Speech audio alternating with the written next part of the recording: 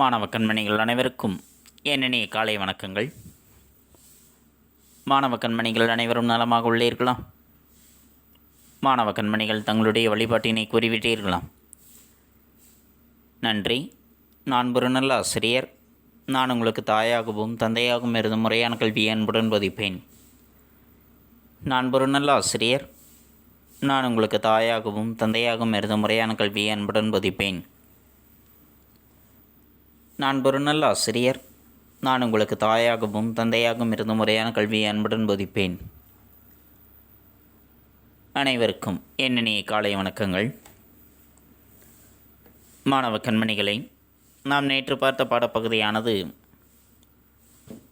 இயல் 5 மொழிப்பயிற்சிகளை பற்றி பார்த்தோம்.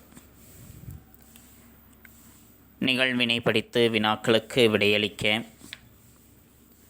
மொழியோடு விளையாடு சொற்களை பயன்படுத்தி தொடர்களை உருவாக்குக, அகராதியில் காண்க, படங்களை இணைத்தால் கிடைக்கும் நூல்களின் பெயர்களை தேர்ந்தெடுத்து எழுதுக, காட்சியை கண்டு கவினுரை எழுதுக போன்ற பயிற்சிகளை பற்றி நாம் நேற்றைய பாடப்பகுதியில் கண்டறிந்தோம். மாணவ கண்மணிகள் அவற்றை தெளிவுற தங்களுடைய பாடப்புத்தகத்தில் எழுதியிருப்பீர்கள் என எண்ணுகின்றேன். இன்று நாம் காண்பது இயல் 6 கலை பல வளர்த்தல் என்பதை பற்றி பார்க்க இருக்கின்றோம். பல கலைகளை வளர்த்தலை பற்றி. இந்த இயலை கற்பதனுடைய நோக்கம் என்ன என்பதை காண்போம். தமிழர் சிற்பக்கலையின் வரலாற்றுச் சிறப்பை போற்றுதல். தமிழர்களினுடைய சிற்பக்கலையினுடைய வரலாறு. சிற்பக்கலை எப்பொழுது தோன்றியது, அதனுடைய வரலாறு என்ன என்பதை பற்றி அறிந்து கொண்டு அந்த வரலாற்றினுடைய சிறப்பினை பற்றி போற்றுவது. இலக்கியம் காட்டும் ஐவகை நிலங்களின் அழகை நுகர்ந்து அவற்றை விவரித்து எழுதுதல். இலக்கியங்கள் காட்டுகின்ற ஐவகை நிலங்கள் குறிஞ்சி, முல்லை, மருதம், நெய்தல், பாலை ஆகிய ஐவகை நிலங்களினுடைய அழகினை நுகர்ந்து அவற்றை பற்றி சற்று விரிவாக எழுதுவது. சிறுகதை அமைப்பில் சிறுகதைகளை அமைப்பதில் தமிழரினுடைய இசைக்கலையின் சிறப்பை உணர்வது. சிறுகதைகளின் வாயிலாக தமிழர்களினுடைய இசைக்கலையினுடைய சிறப்பினை பற்றி அறிந்து கொள்வது. புதியன சிந்தித்து கவிதை படைத்தல். புதியனவற்றை சிந்தித்து கவிதை படைக்கக்கூடிய திறனை பெறுவது. புணர்ச்சி இலக்கண அடிப்படைகளை அறிந்து பயன்படுத்துதல். புணர்ச்சி இலக்கணம். புணர்ச்சி இலக்கணம் என்பது யாது, அந்த இலக்கணத்திற்குரிய அடிப்படை விதிகள் என்ன என்பதை அறிந்து பயன்படுத்துவது. திருக்குறளின் எளிய வடிவத்தையும் அதன் பொருளையும் அறிந்து சுவைக்கும் திறன் பெறுதல். திருக்குறளானது கொடுக்கப்பட்டிருக்கின்றது. கொடுக்கப்பட்டிருக்கக்கூடிய திருக்குறளினுடைய எளிய வடிவத்தினையும் அதனுடைய பொருளையும் அறிந்து அதனை சுவைக்கக்கூடிய திறனை பெறுவது. இவைதான் இந்த இயலை கற்பதனுடைய நோக்கங்கள். தமிழரின் சிற்பக்கலையின் வரலாற்றின் சிறப்பை உணர்ந்து போற்றுவது. இலக்கியம் காட்டுகின்ற ஐவகை நிலங்களினுடைய அழகை நுகர்ந்து அவற்றை விவரித்து எழுதுவது. சிறுகதைகளினுடைய அமைப்பில் தமிழரினுடைய இசைக்கலையின் சிறப்பை உணர்வது. புதியன சிந்தித்து கவிதை படைப்பது. புணர்ச்சி இலக்கண அடிப்படைகளை அறிந்து பயன்படுத்துவது. திருக்குறளின் எளிய வடிவத்தையும் அதன் பொருளையும் அறிந்து சுவைக்கும் திறன் பெறுவது. இவற்றைத்தான் இந்த இயலின் வாயிலாக நாம் அறிந்து கொள்ள இருக்கின்றோம். பாடப்பகுதிக்குள் செல்லலாமா மாணவர்களே? தங்களுடைய பாடப்புத்தகத்தில் பக்கம் எண் 152 எடுத்துக்கொள்ளுங்கள். எடுத்துக்கொண்டீர்களா? நன்றி.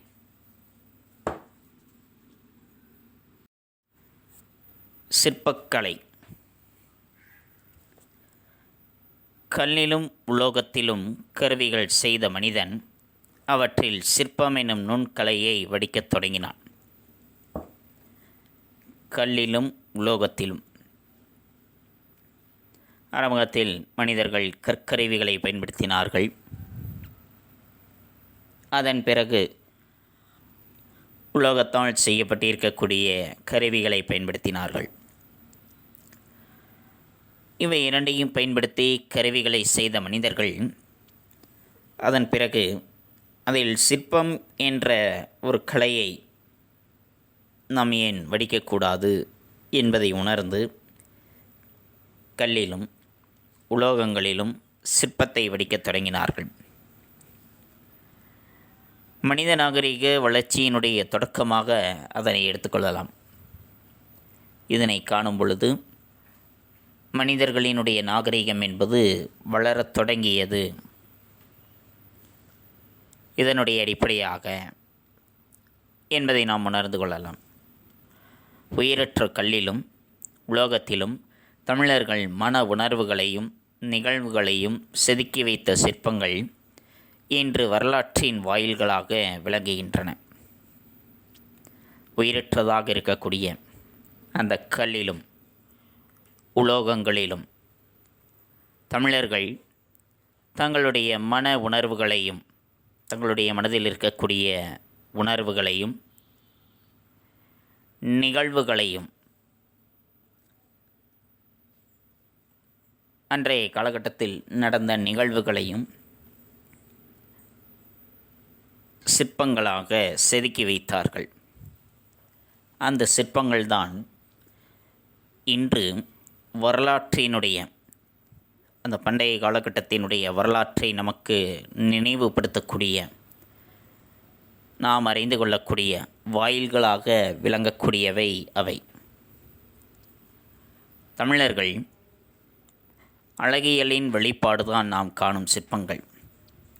தமிழ் சிற்பிகள் கல்லில் வடித்த கவிதைகளே சிற்பங்கள். தமிழர் அழகியலினுடைய வெளிப்பாடுதான் நாம் காணக்கூடிய அந்த சிற்பங்கள் என்பவை. அது தமிழர்களினுடைய அழகியலை வெளிப்படுத்துகின்றது. தமிழ் சிற்பிகள் கல்லில் வடித்திருக்கக்கூடிய அந்த கவிதைகள்தான் சிற்பங்கள் என்பவை. அவற்றை பற்றித்தான் நாம் காண இருக்கின்றோம். கல், உலோகம், செங்கல், மரம் முதலியவற்றை கொண்டு கண்ணையும் கருத்தையும் கவரும் வகையில் உருவங்கள் அமைக்கும் கலையே சிற்பக்கலை என்று அழைக்கப்படுகின்றது. கல்லை கொண்டும் உலோகங்களை கொண்டும் செங்கலை கொண்டும் மரங்களை கொண்டும் இவை அனைத்தையும் பயன்படுத்தி பார்ப்பவர்களினுடைய கண்களையும் அவர்களினுடைய கருத்தையும் எண்ணத்தையும் ஈர்க்கக்கூடிய வகையில் அதில் உருவங்களை அமைக்கக்கூடிய கலைதான் சிற்பக்கலை என்பது. எதில் கல், உலோகம், மரம், செங்கல் இவற்றில் சிற்பங்களை அமைக்கக்கூடியது. அந்த கலையைத்தான் சிற்பக்கலை என்று சொல்கின்றார்கள்.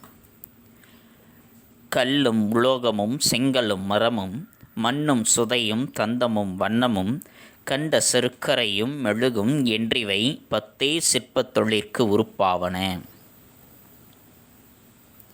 என்று திவாகர நிகண்டு குறிப்பிடுகின்றது.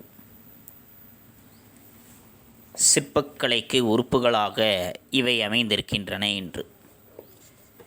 எவை என்றால் கல்லும் உலோகமும். கல் கற்கள், உலோகம் உலோகங்கள், செங்கல் செங்கல்லும், மரமும் மரம். மண்ணும் சுதையும் தந்தமும் வண்ணமும்.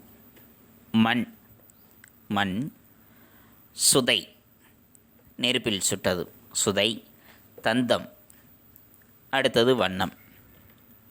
கண்ட சர்க்கரையும் மெழுகும். கண்ட சர்க்கரையும் மெழுகு என்று 10 விதமான பொருள்களை கொண்டு சிற்பங்களானது செய்யப்பட்டிருக்கின்றன என்று இவை 10 சிற்பத் தொழிலுக்கு உறுப்பாவன. இந்த 10 விதமான பொருள்களை கொண்டுதான் சிற்பங்களானது செய்யப்பட்டிருக்கின்றது என்று திவாகர நிகண்டு குறிப்பிடுகின்றது. எந்த 10 விதமான பொருள்கள்? கல், உலோகம், செங்கல், மரம், மண், சுதை, தந்தம், வண்ணம், கண்ட சர்க்கரை, மெழுகு என்று இருக்கக்கூடிய இந்த 10 விதமான பொருள்களை கொண்டு சிற்பங்களானது உருவாக்கப்பட்டிருக்கின்றன என்ற குறிப்பானது திவாகர நிகண்டு என்ற நூலிலும் மணிமேகலையிலும் அந்த குறிப்புகளானது காணப்படுகின்றன. எந்தெந்த நூல்களில் மாணவர்களே? திவாகர நிகண்டு என்ற நூலிலும் மணிமேகலையிலும் இந்த குறிப்புகளானது காணப்படுகின்றன. புரிந்ததா? நன்றி. சிற்பங்களின் வகைகள். சிற்பம் என்பது என்ன, அந்த சிற்பக்கலை என்பது என்ன என்று பார்த்தோம். கல், உலோகம், செங்கல், மரம் போன்றவற்றை பயன்படுத்தி பார்ப்பவர்களினுடைய கண்ணையும் கருத்தையும் கவரக்கூடிய வகையில் உருவாக்கப்படுவது சிற்பக்கலை என்பது. அப்படி உருவாக்கப்படுகின்ற சிற்பங்களினுடைய வகைகள் என்னென்ன என்பதை காண்போம். சிற்பங்கள் இருக்கின்றதல்லவா, அந்த சிற்பங்களை அவற்றினுடைய உருவ அமைப்பு அடிப்படையில், அவை அமைக்கப்பட்டு இருக்கக்கூடிய உருவத்தினுடைய அடிப்படையில் பார்க்கும் பொழுது அவை இரண்டாக பிரிக்கப்படுகின்றது. ஒன்று முழு உருவச் சிற்பங்கள், அடுத்தது புடைப்புச் சிற்பங்கள் என்று 2 வகைகளாக பிரிக்கப்படுகின்றது. சிற்பங்கள் அவற்றினுடைய உருவ அமைப்பு அடிப்படையில், அந்த சிற்பங்களினுடைய உருவத்தினுடைய அடிப்படையில் பார்க்கும் பொழுது முழு உருவச் சிற்பங்கள், புடைப்புச் சிற்பங்கள் என்று 2 வகைகளாக அவை பிரிக்கப்பட்டிருக்கின்றன. உருவத்தினுடைய முன்பகுதியும் பின்பகுதியும் தெளிவாக தெரியக்கூடிய வகையில் அந்த உருவங்கள் இருக்கின்றதல்லவா, அந்த உருவங்களினுடைய முன்பகுதியும் பின்பகுதியும் தெளிவாக தெரியக்கூடிய வகையில் முழு உருவத்தோடு அமைந்திருக்கக்கூடிய சிற்பங்களைத்தான் நாம் முழு உருவச் சிற்பங்கள் என்று சொல்லலாம். ஒரு சிற்பம் இருக்கின்றதென்றால் அந்த சிற்பத்தினுடைய முன்பகுதியும் நமக்கு தெரிய வேண்டும், பின்பகுதியும் நமக்கு தெரிய வேண்டும். இரண்டுமே தெரியுமாறு சிற்பங்கள் அமைக்கப்பட்டிருக்கின்றது என்றால் அந்த சிற்பத்தினுடைய முன்னாடியும் பின்னாடியும் நமக்கு தெளிவாக தெரியும்படி, முழுமையாக தெரியும்படி அந்த சிற்பம் அமைக்கப்பட்டு இருக்கின்றது என்றால் அது முழு உருவச் சிற்பங்கள். அவ்வாறு இல்லாமல் முன்பகுதி மட்டும் தெரியும்படி அமைக்கப்பட்டிருக்கக்கூடிய சிற்பங்களை புடைப்புச் சிற்பங்கள் என்று சொல்லலாம். அவ்வாறு இல்லாமல் முன்பகுதி மட்டுமே நமக்கு தெரியுமாறு சிற்பங்கள் அமைக்கப்பட்டு இருக்கின்றது என்றால் அந்த சிற்பங்களை புடைப்புச் சிற்பங்கள் என்று நாம் சொல்லலாம். இப்போ ஒரு சில கோவில்களில் நாம் சிற்பங்களை காணும் பொழுது 2 பக்கமும் தெரியுமாறு ஒரு சில சிற்பங்கள் இருக்கும், அது முழு உருவச் சிற்பங்கள். ஒரு சில சிற்பங்கள் அங்கே இருக்கக்கூடிய சுவர்களில் அல்லது தூண்களில் பதித்து வைக்கப்பட்டிருப்பதைப் போல இருக்கும். அவற்றினுடைய முழு உருவம் நமக்கு தெரியாது, முன்பகுதி மட்டும்தான் தெரியும். அவை எல்லாமே புடைப்புச் சிற்பங்கள் என்பது. அத்தகைய சிற்பங்களை அரண்மனைகள், கோவில்கள் போன்ற பல இடங்களில் நாம் காண முடிகின்றது. முழு உருவச் சிற்பங்களையும் புடைப்புச் சிற்பங்களையும் எங்கே காணலாம் என்றால் அரண்மனைகள், கோவில்கள் போன்ற இடங்களில்தான் அவற்றை நம்மால் காண முடியும். அதிலும் குறிப்பாக கோவிலினுடைய தரைப்பகுதி, கோபுரங்கள், தூண்கள், நுழைவாயில்கள், சுவர்களினுடைய வெளிப்புறங்கள் என எல்லா இடங்களிலும் நாம் புடைப்புச் சிற்பங்களை தான் கோவில்களில் காண முடியும். முழு உருவச் சிற்பத்தை கோவிலில் காண முடியாது. அந்த கோவிலினுடைய தரைப்பகுதியாகட்டும் அல்லது கோபுரத்தில் ஆகட்டும் அல்லது அங்கு அமைக்கப்பட்டு இருக்கக்கூடிய தூண்கள், நுழைவாயில்கள் சுற்றுச்சுவர்கள் இருக்கின்றதென்றால் அந்த சுவர்களினுடைய வெளிப்புறங்கள் என்று எல்லா இடங்களிலும் நாம் எவற்றைத்தான் காண முடியும் என்றால் புடைப்புச் சிற்பங்களைத்தான் அங்கே காண முடிகின்றது. முழு உருவச் சிற்பங்களை அங்கே நம்மால் காண முடியாது. தெய்வ உருவங்கள், இயற்கை உருவங்கள், கற்பனை உருவங்கள், முழுவடிவ உருவங்கள் என 4 நிலைகளில் உலோகத்தினாலும் கல்லினாலும் சிற்பங்கள் அமைக்கப்படுகின்றன. 4 நிலைகளில் சிற்பங்கள் அமைக்கப்படுகின்றது. ஒன்று தெய்வ உருவங்கள், தெய்வத்தினுடைய உருவங்கள், சிவன், விஷ்ணு, பிரம்மதேவர், அடுத்து அவரவர்களினுடைய குல தெய்வங்கள், அந்த தெய்வங்களினுடைய உருவங்களாகட்டும். அடுத்து இயற்கை உருவங்கள், இயற்கையினுடைய உருவங்கள், இயற்கையினுடைய படைப்பாக இருக்கக்கூடிய உருவங்கள். கற்பனையாக செய்து இவ்வாறு இருக்கலாம்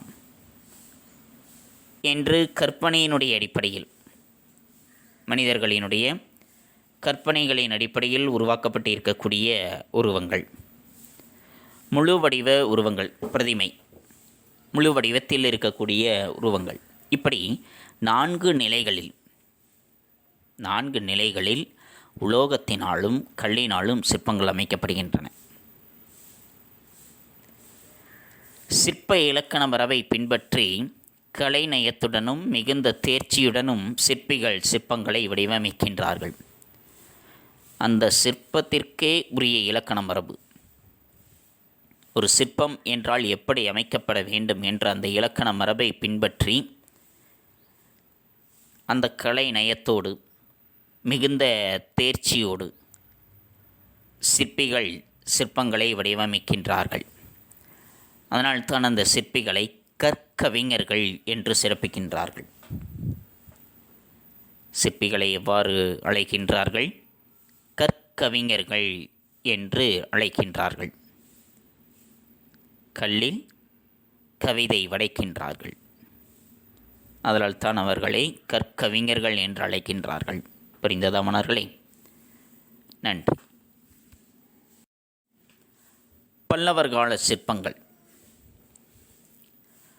பல்லவர்களினுடைய காலத்தில் சுதையினாலும் கருங்கற்களினாலும் சிற்பங்கள் அமைக்கப்பட்டிருக்கின்றன. பல்லவர்களினுடைய காலகட்டத்தில் பார்க்கும் பொழுது சிற்பங்களானது சுதையினாலும் கருங்கற்களினாலும், சுட்ட மண்ணினாலும் கருங்கற்களை கொண்டும் சிற்பங்கள் அமைக்கப்பட்டன. கோவில் தூண்கள் சிற்பங்களால் அழகு பெற்றவை. கோவிலில் இருக்கக்கூடிய தூண்களானது எல்லா தூண்களிலும் சிற்பங்கள் என்பது பொறிக்கப்பட்டிருக்கும். அந்த சிற்பங்களினால் அந்த கோவிலில் அமைக்கப்பட்டிருக்கக்கூடிய தூண்களானது அழகு பெறுகின்றன. அந்த தூண்களில் யாழி, சிங்கம், தாமரை மலர், நுட்பமான வேலைப்பாடுகள் நிறைந்த வட்டங்கள் போன்றவை பொறிக்கப்பட்டன. பல்லவர் காலத்தில் அமைக்கப்பட்ட கோவில்களின் கட்டடங்கள், கற்றூன்கள், சுற்றுச்சுவர்கள், நுழைவு வாயில்கள் என அனைத்து இடங்களிலும் சிற்பங்கள் மிளிர்வதை காண முடிகின்றது. கோவிலில் அமைக்கப்பட்டு இருக்கக்கூடிய அந்த தூண்களில் யாழி, சிங்கம், தாமரை மலர், அடுத்து மிக நுட்பமான வேலைப்பாடு நிறைந்த வட்டங்கள் போன்றவை எல்லாமே அங்கு பொறிக்கப்பட்டிருக்கின்றது சிற்பங்களாக. பல்லவர்களினுடைய காலகட்டத்தில் அமைந்திருக்கக்கூடிய அந்த கோவில்களினுடைய கட்டடங்களாகட்டும், கற்றூன்கள், கற்களை கொண்டே தூண்களை அமைக்கப்பட்டதாகட்டும், சுற்றுச்சுவர்களாகட்டும், நுழைவு வாயில்களாகட்டும் என்று எல்லா இடங்களிலுமே சிற்பங்கள் தான் அங்கே இருக்கின்றன. பல்லவர்களினுடைய கால சிற்பக்கலைக்கு மாமல்லபுர சிற்பங்கள் மிகச்சிறந்த சான்றுகளாக இருக்கின்றது. பல்லவர்கள் கால சிற்பக்கலைக்கு மாமல்லபுர சிற்பங்கள், மாமல்லபுரத்தில் இருக்கக்கூடிய அந்த சிற்பங்கள் தான் மிகச்சிறந்த சான்றுகளாக அவை தெளிவு பெறுகின்றன. ஏனென்றால் மாமல்லபுரத்தில் இருக்கக்கூடிய சிற்பங்கள் அனைத்துமே மிகவும் தேர்ச்சி பெற்றதாக இருக்கின்றது. கடற்கரையில் காணப்பட்ட பெரும் பாறைகளை செதுக்கி பற்பல உருவங்கள் அங்கே அமைக்கப்பட்டிருக்கின்றன. அந்த கடற்கரையில் இருக்கக்கூடிய மிகப்பெரிய பாறைகளை எல்லாமே செதுக்கி பல உருவங்களை அமைத்திருக்கின்றார்கள். அங்கு உருவாக்கப்பட்டு இருக்கக்கூடிய பஞ்சபாண்டவர் ரதங்களில் அழகிய சிற்பங்கள் காணப்படுகின்றன.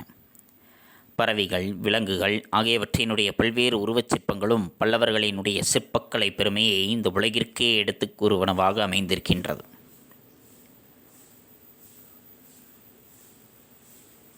அங்கே மாமல்லபுரத்தில் அமைக்கப்பட்டிருக்கக்கூடிய பஞ்சபாண்டவர் ரதங்கள், அந்த பஞ்சபாண்டவர் ரதங்களில் அழகிய சிற்பங்களானது பொறிக்கப்பட்டு இருக்கின்றது. பறவை, விலங்குகள் போன்ற பல்வேறு விதமான உருவச் சிற்பங்களும் அங்கே நிறைந்து காணப்படுகின்றன. இவை பல்லவர்களினுடைய சிற்பக்கலையை இது உலகிற்கே சான்றாக எடுத்துக்காட்டக்கூடிய ஒரு கலையாக இருக்கின்றது. அந்த அளவிற்கு சிற்பக்கலையில் சிறந்தவர்கள் பல்லவர்கள். காஞ்சி கைலாசநாதர் கோவில் சுற்றுச்சுவர் முழுவதுமே சிற்பங்களினுடைய கலைக்கூடமாக திகழ்கின்றது. காஞ்சிபுரத்தில் இருக்கக்கூடிய கைலாசநாதர் கோவிலினுடைய சுற்றுச்சுவர், அந்த சுற்றுச்சுவர் முழுவதுமே ஏராளமான சிற்பங்கள் அங்கே இருக்கின்றன. அந்த சிற்பங்களினுடைய கலைக்கூடமாகவே அந்த கோவிலினுடைய சுற்றுச்சுவரானது அமைந்திருக்கின்றது. அதேபோன்று காஞ்சிபுரத்தில் இருக்கக்கூடிய வைகுந்த பெருமாள் கோவிலிலும் பல்லவர்களினுடைய சிற்பங்கள் மிகுதியாக இடம்பெற்றிருக்கின்றன. அங்கே இருக்கக்கூடிய தெய்வ உருவங்களும் பிற சிற்பங்களும் கோவிலினுடைய உட்புறச் சுவரில் செதுக்கப்பட்டிருக்கின்றது. அங்கே அமைக்கப்பட்டிருக்கக்கூடிய தெய்வங்களினுடைய உருவங்கள், தூண்களிலும் சுவர்களிலும் வைக்கப்பட்டிருக்கக்கூடிய சிற்பங்கள், கோவிலினுடைய உட்புற சுவரில் அங்கே செதுக்கப்பட்டிருக்கின்றன. பல்லவர்களினுடைய கால குடைவரை கோவில்களினுடைய நுழைவு வாயிலின் இருபுறங்களிலும் காவலர்கள் நிற்பதைப் போன்றும் துவாரபாலகர்கள் அவர்கள் நிற்பதைப் போன்று சிற்பங்களானது அங்கே படைக்கப்பட்டிருக்கின்றது. மாமல்லபுரம், காஞ்சிபுரம், திருச்சி, மலைக்கோட்டை போன்ற இடங்களில் காணப்படும் பல்லவர் கால சிற்பங்கள் சிறந்த கலைநுட்பத்தோடு அமைக்கப்பட்டிருக்கின்றது. மாமல்லபுரத்தில் ஆகட்டும், காஞ்சி கைலாசநாதர் கோவில், காஞ்சியில் இருக்கக்கூடிய வைகுந்த பெருமாள் கோவில், திருச்சியில் அமைக்கப்பட்டு இருக்கக்கூடிய மலைக்கோட்டை போன்றவை எல்லாமே பல்லவர்களினுடைய சிற்பக்கலைக்கு ஒரு சிறந்த எடுத்துக்காட்டாக இருக்கின்றது. சிற்பக்கலையில் சிறந்தவர்களாக பல்லவர்கள் சிறந்து விளங்கினர் என்பதற்கு இவை ஒரு சான்று. புரிந்ததா மன்னர்களே? பாண்டியர் கால சிற்பங்கள். பாண்டியர்களினுடைய காலத்தில் அமைக்கப்பட்டிருக்கக்கூடிய குகை கோவில்களில் சிற்ப வேலைப்பாடுகள் என்பது ஏராளமாக நிறைந்திருக்கின்றன. அவற்றை திருமயம், பிள்ளையார்பட்டி, குன்றக்குடி, திருப்பரங்குன்றம் போன்ற இடங்களில் உள்ள கோவில்களில் நாம் காண முடிகின்றது. கோவில்பட்டிக்கு மேற்கே கழுகுமலை வெட்டுவான் கோவிலில் அமைந்திருக்கக்கூடிய சிற்பங்களும் பாண்டியர் கால சிற்பக்கலைக்கு சான்றாக அமைந்திருக்கின்றன. பாண்டியர்களினுடைய சிற்பக்கலைக்கு சிறந்த சான்றுகள் எவை? திருமயம், பிள்ளையார்பட்டி, குன்றக்குடி, திருப்பரங்குன்றம் போன்ற இடங்களில் இருக்கக்கூடிய கோவில்களானது. அதேபோன்று கோவில்பட்டிக்கு மேற்கே கழுகுமலை வெட்டுவான் கோவில், வெட்டுவான் கோவிலில் அமைந்திருக்கக்கூடிய சிற்பங்களும் பாண்டியர்களினுடைய சிற்பக்கலைக்கு சிறந்த சான்றாக அமைந்திருக்கின்றன. தமிழின் தொன்மையான இலக்கண நூலாகிய தொல்காப்பியத்தில் சிற்பக்கலை பற்றிய குறிப்பும் இடம்பெற்றிருக்கின்றது. போரில் விழுப்புண்பட்டு இறந்த வீரருக்கு நடுகல்லானது நடப்படும்.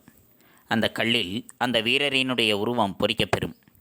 தமிழரினுடைய தொடக்ககால சிற்பக்கலைக்கு சான்றாக அதனையும் நாம் குறிப்பிடலாம். சிலப்பதிகாரத்தில் கண்ணகிக்கு சிலை வடித்த செய்தியும் அங்கே இடம்பெற்றிருக்கின்றது. மாளிகைகளில் பல சிற்பங்களில் சுண்ணாம்பு கலவை, அதாவது சுதை சிற்பங்கள் இருந்ததை மணிமேகலை என்ற காப்பியத்தின் மூலம் நாம் அறிய முடிகின்றது. சோழர்கால சிற்பங்கள். பாண்டியர்களினுடைய சிற்பத்தை பார்த்தோம், பல்லவர்களினுடைய சிற்பத்தை பார்த்தோம். சோழர்களினுடைய சிற்பக்கலை, கற்சிற்பங்கள் அமைக்கக்கூடிய கலையானது சோழர்களினுடைய காலத்தில்தான் விரைவாக வளர்ச்சி பெற்றது. முதலாம் ராசராச சோழன் கட்டிய தஞ்சை பெரிய கோவில், அதேபோன்று முதலாம் ராசேந்திர சோழன் எழுப்பிய கங்கை கொண்ட சோழபுரம், இரண்டாம் ராசராசன் எழுப்பிய தாராசுரம் ஐராவதீஸ்வரர் கோவில், மூன்றாம் குலோத்துங்க சோழன் அமைத்த திரிபுவன வீரேஸ்வரம் கோவில் போன்றவை சோழர்கால சிற்பக்கலைக்கு கருவூலங்களாக திகழக்கூடியவை. தஞ்சை பெரிய கோவிலில் அமைக்கப்பட்டிருக்கின்ற 14 அடி உயரமுள்ள வாயிற்காவலர் உருவங்களும் மிகப்பெரிய நந்தியும் வியப்பூட்டக்கூடிய வேலைப்பாடுகள் கொண்ட தூண்களும் சோழர்கால சிற்பக்கலைக்கு திறனுக்கு ஒரு சான்றாக விளங்கக்கூடியவை. தஞ்சை பெரிய கோவிலில் காணப்படுகின்ற 14 அடி உயரம் இருக்கக்கூடிய வாயிற்காவலர் உருவங்கள், அதேபோன்று அங்கு அமைக்கப்பட்டிருக்கக்கூடிய மிகப்பெரிய நந்தி சிலை, நமக்கு வியப்பை ஊட்டக்கூடிய வேலைப்பாடுகள் நிறைந்திருக்கக்கூடிய கோவிலினுடைய ஒவ்வொரு தூண்கள், இவை எல்லாமே சோழர்களினுடைய சிற்பக்கலை திறனுக்கு சிறந்த சான்றாக விளங்கக்கூடியவை. அதேபோன்று கங்கை கொண்ட சோழபுரத்தில் அமைந்திருக்கக்கூடிய ஒரே கல்லில் அமைந்திருக்கக்கூடிய நவக்கிரகங்களும் சிங்கமுக கிணறும் அவற்றில் பொறிக்கப்பட்டிருக்கக்கூடிய உருவங்களும் குறிப்பிடத்தக்கவை. அவை ஒரே கல்லில் அமைக்கப்பட்டிருக்கின்றன. இது நவக்கிரகம், சிங்கமுக கிணறு, இவை ஒரே கல்லில் பொறிக்கப்பட்டிருக்கின்றன. அது மட்டுமல்லாது அவற்றில் பொறிக்கப்பட்டிருக்கக்கூடிய உருவங்கள் அவை அனைத்துமே குறிப்பிடத்தக்கதாக இருக்கின்றது. அதோடு மட்டுமல்லாது புதுக்கோட்டை மாவட்டத்தில் நார்த்தாமலையில் நடன முத்திரைகளுடன் சிற்பங்களானது அமைக்கப்பட்டிருக்கின்றன. அம்மாவட்டத்தில் உள்ள கொடும்பாளூரில் இரண்டாம் பராந்தக சோழனால் கட்டப்பட்டிருக்கக்கூடிய மூவர் கோவில் சிற்பங்கள் மிக மிக மிக அழகானவையாக அமைக்கப்பட்டிருக்கின்றது. இங்கே புதுக்கோட்டை மாவட்டத்தில் கொடும்பாளூர் என்ற இடத்தில் இரண்டாம் பராந்தக சோழனால் கட்டப்பட்டது மூவர் கோவில் சிற்பங்கள். அதேபோன்று திருச்சிராப்பள்ளி மாவட்டத்தில் சீனிவாசநல்லூர் என்ற இடத்தில் இருக்கக்கூடிய குரங்கநாதர் கோவில் சிற்பங்களும் மிகவும் குறிப்பிடத்தக்கவை. சோழர் கால இறுதியில் திருவரங்க கோவிலினுள் அமைக்கப்பட்டிருக்கக்கூடிய சிற்பங்களில் வெளிப்படுகின்ற முக பாவனைகள், அந்த சிற்பங்கள் வெளிப்படுத்துகின்ற அந்த முக பாவனைகளானது சோழர்கால சிற்பக்கலை நுட்பத்திற்கு மிகச்சிறந்த சான்றாக திகழ்ந்திருக்கின்றது. அதோடு மட்டுமல்லாது சோழர் காலத்தில்தான் மிகுதியான செப்பு திருமேனிகள் என்பது உருவாக்கப்பட்டது. செம்பினை கொண்டு செய்யப்படுவது. செம்பினை பயன்படுத்தி கடவுளினுடைய உருவங்களையும் மனித உருவங்களும் மிகுந்த கலைநுட்பத்தோடு வடிவமைக்கப்பட்டிருக்கின்றன. அதனால்தான் சோழர்களினுடைய காலமானது செப்புத் திருமேனிகளின் பொற்காலம் என்று அழைக்கப்படுகின்ற அளவிற்கு அவை அழகுற விளங்கியிருக்கின்றன. தமிழக அரசானது சிற்பக்கலைஞர்களை பரிசளித்து பாராட்டி சிற்பக்கலையை மேலும் வளர்த்து வருகின்றது. மாமல்லபுரத்தில் தமிழ்நாடு அரசு சிற்பக்கலையை நடத்தி வருகிறது. அக்கல்லூரியிலிருந்து ஆண்டுதோறும் சிற்பக்கலைஞர்கள் பலர் உருவாக்கப்படுகின்றார்கள். சுவாமிமலை, கும்பகோணம், மதுரை ஆகிய இடங்களில் உலோக படிமங்கள் செய்யக்கூடிய பயிற்சி நிலையங்கள் அமைக்கப்பட்டிருக்கின்றன. சென்னையிலும் கும்பகோணத்திலும் உள்ள அரசு கவின்கலை கல்லூரிகளில் சிற்பக்கலையை நாம் பயிலலாம். அந்த கலைத்துறையில் மிகுதியான வேலைவாய்ப்புகள் இருக்கின்றது. சிற்பக்கலை குறித்த செய்திகளை அனைவரும் அறிந்து கொள்ளும் வகையில் தமிழ்நாடு தொழில்நுட்ப கல்வி இயக்ககம் சிற்பச் செந்நூல் என்ற ஒரு நூலை வெளியிட்டிருக்கின்றது. அதில் சிற்பக்கலை பற்றி நாமும் அறிந்து கொள்ளக்கூடிய வகையில் பல தகவல்களானது வெளியிடப்பட்டிருக்கின்றன. நன்றி. மாணவ கண்மணிகளை, அடுத்து நாம் காண்பது வீட்டுப்பாடம். செப்புத் திருமேனிகள் பற்றி குறிப்பு வரைய. சோழர் காலத்தில் மிகுதியான செப்புத் திருமேனிகள் உருவாக்கப்பட்டிருக்கின்றன. கடவுளினுடைய உருவங்களும் மனித உருவங்களும் மிகுந்த கலைநுட்பத்தோடு வடிவமைக்கப்பட்டன. சோழர் காலம் செப்புத் திருமேனிகளை பொற்காலம் என்றழைக்கப்படும் அளவிற்கு அவை அழகுற அமைந்திருந்தன. இசைத்தூண்கள் யார் காலத்தில் அமைக்கப்பட்டன? பல்வேறு ஓசைகளை எழுப்பும் இசைத்தூண்களை விஜயநகர மன்னர்கள் காலத்தில் அமைக்கப்பட்டன. நடுகள் என்றால் என்ன? தமிழின் தொன்மையான இலக்கண நூலான தொல்காப்பியத்தில் சிற்பக்கலை பற்றிய குறிப்பு காணப்படுகிறது. போரில் விழுப்புண்பட்டு இறந்த வீரருக்கு நடுகள் நடப்படும். அக்கல்லில் அவ்வீரனின் உருவம் பொறிக்கப்பட்டு இருக்கும். தமிழர்களின் தொடக்க கால சிற்பக்கலைக்குச் சான்றாக நடுகல்லை குறிப்பிடலாம். இடிகுறள், பெருங்கடல் இலக்கண குறிப்பு தருக. இடிகுறள் வினைத்தொகை, பெருங்கடல் பண்புத்தொகை. இந்த 4 வினாக்கள் தான் வீட்டுப்பாடம். இந்த 4 வினாக்களுள் முதல் 2 வினாக்களை எழுதிக் கொள்ளுங்கள், 4ஐயும் படித்துக் கொள்ளுங்கள். எழுதுவது முதல் 2 வினாக்கள் மட்டும், படிப்பது முழுமையும். தெளிவுரை எழுதுங்கள், தெளிவுற படியுங்கள். தங்களுடைய படித்தல் பயிற்சியும் தங்களுடைய கையெழுத்து பயிற்சியும் சற்று மேம்படுத்திக் கொள்ளுங்கள். நன்றி. மாணவ கண்மணிகளை, இதுகாரும் நாம் கண்டறிந்தது சிற்பக்கலை என்பதை பற்றி பார்த்தோம். கல், உலோகம், செங்கல், மரம் முதலியவற்றை கொண்டு கண்ணையும் கருத்தையும் கவரும் வகையில் உருவங்கள் அமைக்கும் கலையே சிற்பக்கலை எனலாம். சிற்பங்களை அவற்றின் உருவ அமைப்பு அடிப்படையில் முழு உருவச் சிற்பங்கள், புடைப்புச் சிற்பங்கள் என்று 2ஆக பிரிக்கப்படுகின்றது. உருவத்தினுடைய முன்பகுதியும் பின்பகுதியும் தெளிவாக தெரியும் வகையில் முழு உருவத்துடன் அமைந்த சிற்பங்களை முழு உருவச் சிற்பங்கள் என்று கூறலாம். அவ்வாறு இல்லாமல் முன்பகுதி மட்டும் தெரியும்படி அமைக்கப்பட்ட சிற்பங்களை புடைப்புச் சிற்பங்கள் என்றலாம். இத்தகைய சிற்பங்களை அரண்மனைகள், கோவில்கள் போன்ற இடங்களில் காணலாம். தெய்வ உருவங்கள், இயற்கை உருவங்கள், கற்பனை உருவங்கள், முழு வடிவ உருவங்கள் என 4 நிலைகளில் உலோகத்தினாலும் கல்லினாலும் சிற்பங்கள் அமைக்கப்படுகின்றன. பல்லவர்கள் காலத்தில் சுதையினாலும் கருங்கற்களினாலும் சிற்பங்கள் அமைக்கப்பட்டன. பல்லவர் கால சிற்பக்கலைக்கு மாமல்லபுர சிற்பங்கள் மிகச்சிறந்த சான்றுகளாகும். கடற்கரையில் அமைக்கப்பட்ட பெரும் பாறைகளை செதுக்கி பற்பல உருவங்கள் அமைக்கப்பட்டுள்ளன. காஞ்சி கைலாசநாதர் கோவில் சுற்றுச்சுவர் சிற்பங்களின் கலைக்கூடமாக திகழ்கின்றது. மாமல்லபுரம், காஞ்சிபுரம், திருச்சி, மலைக்கோட்டை போன்ற இடங்களில் காணப்படும் பல்லவர் கால சிற்பங்கள் சிறந்த கலைநுட்பத்துடன் அமைந்துள்ளன. பாண்டியர் கால சிற்பங்கள். பாண்டியர் காலத்தில் அமைக்கப்பட்ட குகை கோவில்களில் சிற்ப வேலைப்பாடுகள் நிறைந்திருக்கின்றன. அவற்றை திருமயம், பிள்ளையார்பட்டி, குன்றக்குடி, திருப்பரங்குன்றம் போன்ற இடங்களில் உள்ள கோவில்களில் காணலாம். சோழர் கால சிற்பங்கள். கற்சிற்பங்கள் அமைக்கும் கலை சோழர் காலத்தில் விரைவாக வளர்ச்சி பெற்றது. 1ஆம் ராசராசன் கட்டிய தஞ்சை பெரிய கோவில், 1ஆம் ராசேந்திர சோழன் எழுப்பிய கங்கை கொண்ட சோழபுரம், 2ஆம் ராசராசன் எழுப்பிய தாராசுரம் ஐராவதீஸ்வரர் கோவில், 3ஆம் குலோத்துங்க சோழன் அமைத்த திரிபுவன வீரேஸ்வரம் கோவில் போன்றவை சோழர் கால சிற்பக்கலையின் கருவூலங்களாக திகழ்கின்றன. சோழர் காலத்தில்தான் மிகுதியான செப்பு திருமேனிகள் உருவமைக்கப்பட்டன.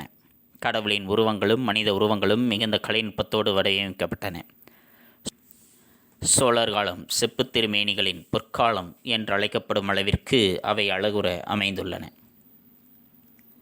இவற்றை பற்றித்தான் இன்றைய பாடப்பகுதியில் நாம் கண்டறிந்தோம். மாணவ கண்மணிகளுக்கு நன்கு புரிந்திருக்கும் என எண்ணுகின்றேன். அடுத்து நாம் காண்பது பாடப்புத்தகம் படித்தல். பாடப்புத்தகம் படித்தல் பக்கம் எண் 152 மற்றும் 153. பக்கம் எண் 152 சிற்பக்கலை என்பதில் ஆரம்பித்து பக்கம் எண் 153 பாண்டியர் கால சிற்பங்கள் என்பது வரைக்கும் மாணவ கண்மணிகள் பாடப்புத்தகம் படித்தலாக எடுத்துக்கொண்டு எழுந்து நின்று உறக்கப்படியுங்கள். தங்களுடைய படித்தல் பயிற்சியினை சற்று மேம்படுத்திக் கொள்ளுங்கள். அடுத்து நாம் காண்பது வீட்டுப்பாடம். வீட்டுப்பாடம் பக்கம் எண் 172. பக்கம் எண் 172 குருவினா. செப்பு திருமேனிகள் பற்றி குறிப்பு வரைக. நடுகள் என்றால் என்ன?